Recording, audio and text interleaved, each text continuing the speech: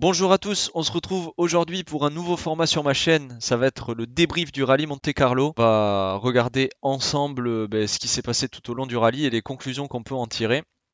On va aborder la vidéo en 5 points et c'est parti.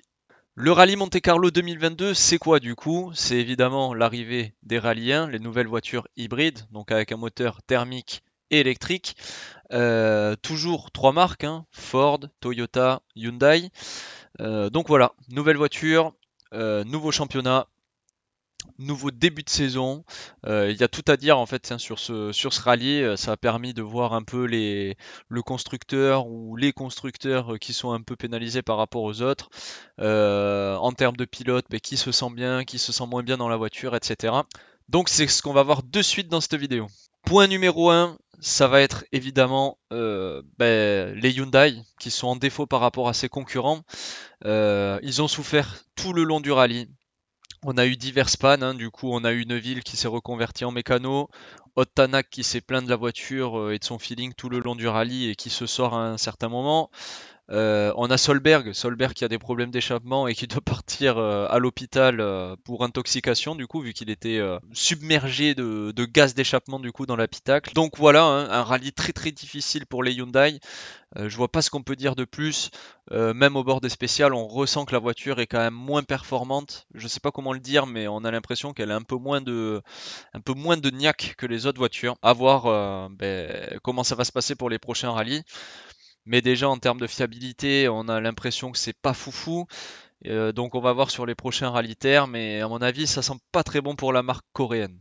Deuxième point abordé dans cette vidéo, du coup, Toyota et M-Sport, à contrario, donc Toyota et Ford, pardon, à contrario, eux, sont plutôt dans le coup, hein, puisqu'on a assisté à une belle bataille entre Loeb et Ogier, qu'on y reviendra un peu plus tard. Par qui commencer? Ford, on va commencer par Ford, qui a gagné le rallye avec Sébastien Loeb. On a aussi Greensmith, du coup, qui réalise son premier scratch en championnat du monde qui n'est pas rien du coup, donc ce qui montre que la voiture est plutôt performante. Adrien Fourmeau qui lui du coup suivait le peloton de tête au début du rallye. Malheureusement on connaît la suite, hein, on en parlera juste après. Et Breen pareil voilà, qui au final finit sur le podium à la fin du rallye. Bon ça a été un rallye avec beaucoup de rebondissements. Mais on a pu voir que les Ford en tout cas étaient très compétitives. Et pareil pour les Toyota, avec Ogier qui est dans le coup jusqu'à la fin. Evans, lui, était le seul, on va dire, qui arrivait à titiller Loeb et Ogier, mais qui malheureusement fait une erreur dans la spéciale 11, alors qu'il était virtuellement leader du championnat WRC, puisque Loeb et Ogier n'avaient pas prévu de continuer le championnat du monde toute l'année.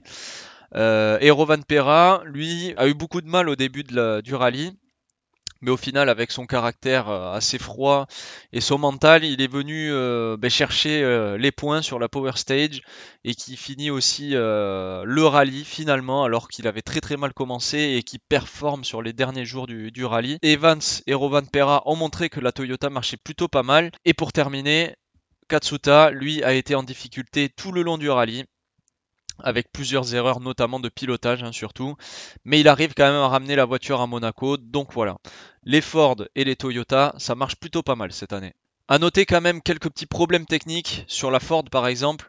Loeb s'est plaint sur une spéciale de ne plus avoir d'hybride. Et pour le coup, Ogier et Rovanperä, eux, se sont plaints que la voiture était pas facile à prendre en main.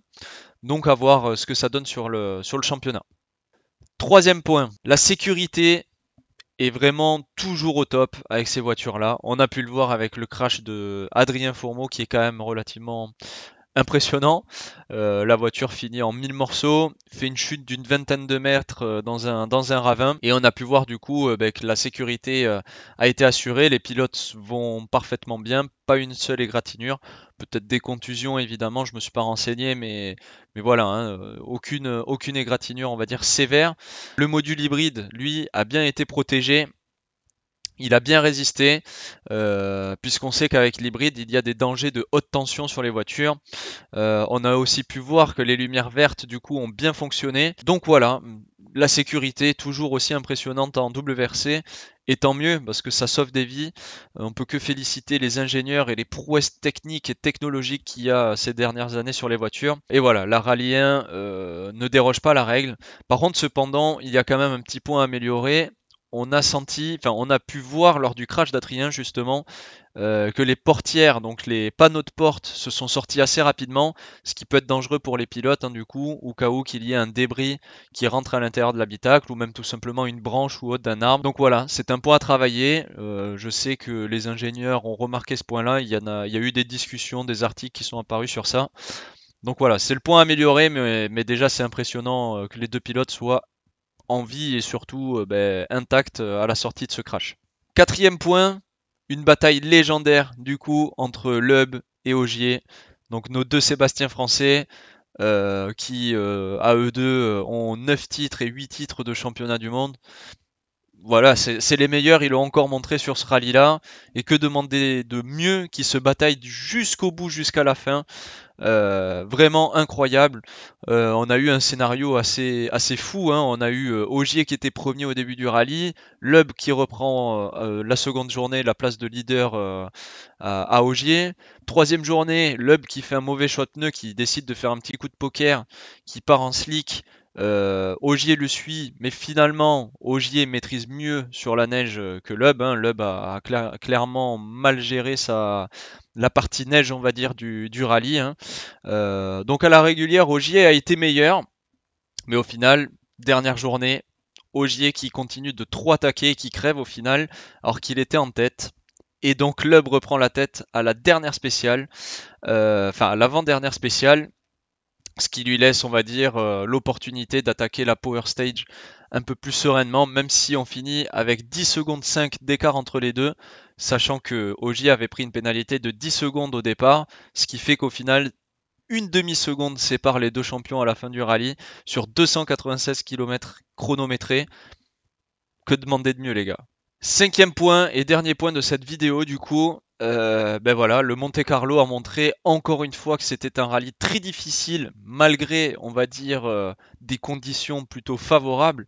On a eu un rallye en fait ensoleillé du début jusqu'à la fin, des spéciales plutôt sèches sur la majorité des endroits, mais c'est pas pour autant que les pilotes n'ont pas eu des difficultés.